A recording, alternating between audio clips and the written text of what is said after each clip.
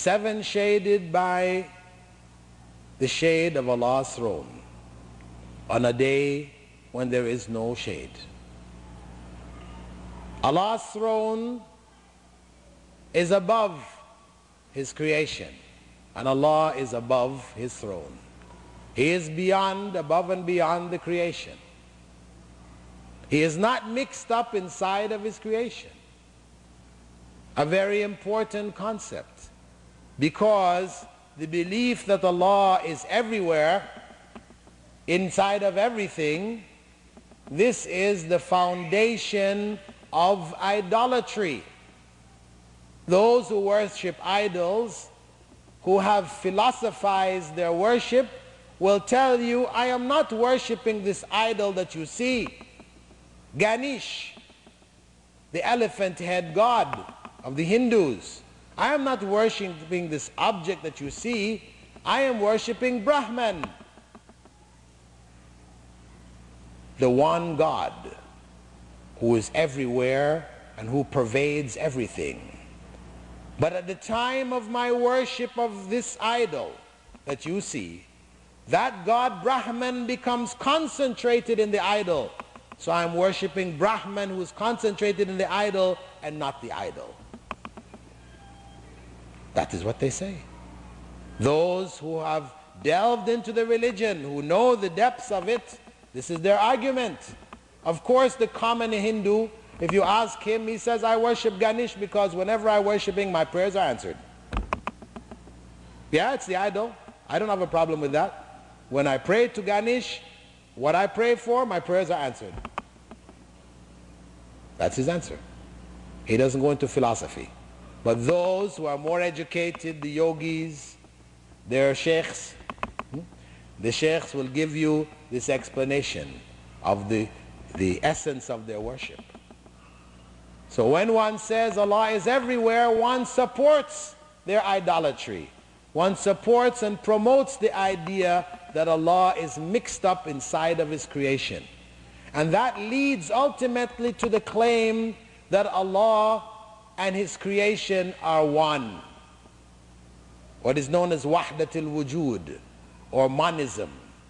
This is an idea which was propagated by Ibn Arabi al-Andalusi from the 13th century, who made this claim. Everything, why are you worshipping anyone outside of yourself? Allah is in me, Allah is in you.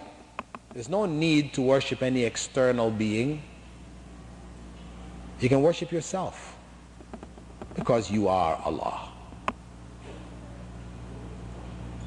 This idea is being promoted today by Harun Yahya.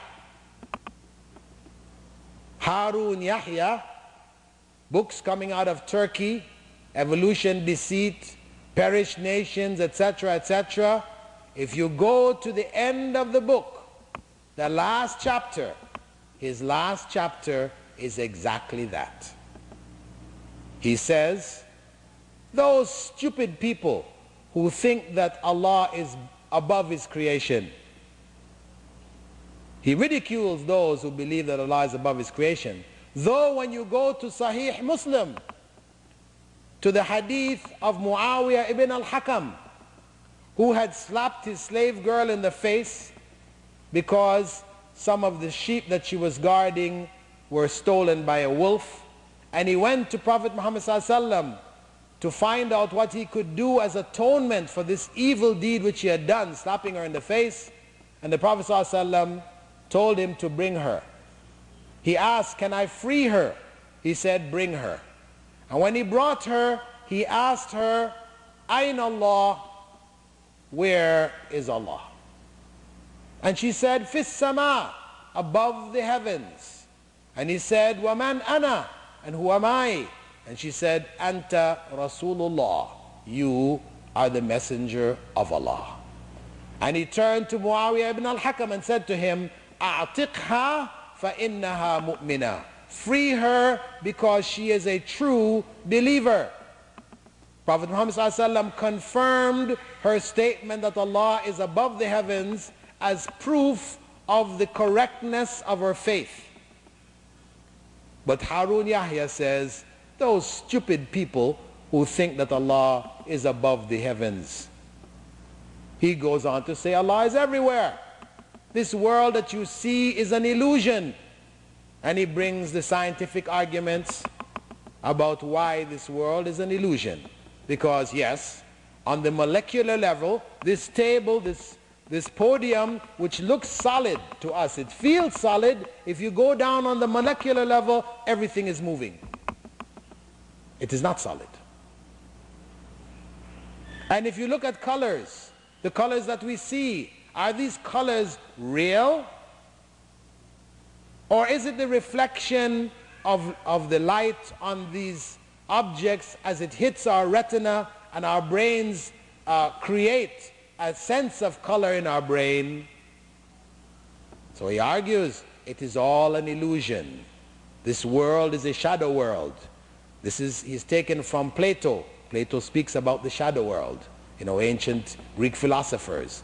And he argues that this world is an illusion. And he quotes from Ibn Arabi and praises him as the Imam Rabbani, when he was in fact a kafir, a disbeliever, a heretic, who even many of those who are involved in Sufism, big figures amongst the Sufis, declared him to be a heretic. But who claims for himself to be the Khatamul Awliya, the seal of the sainthood? And they're ignorant Muslims who take him as such and pray to him. The point is, beware of Harun Yahya.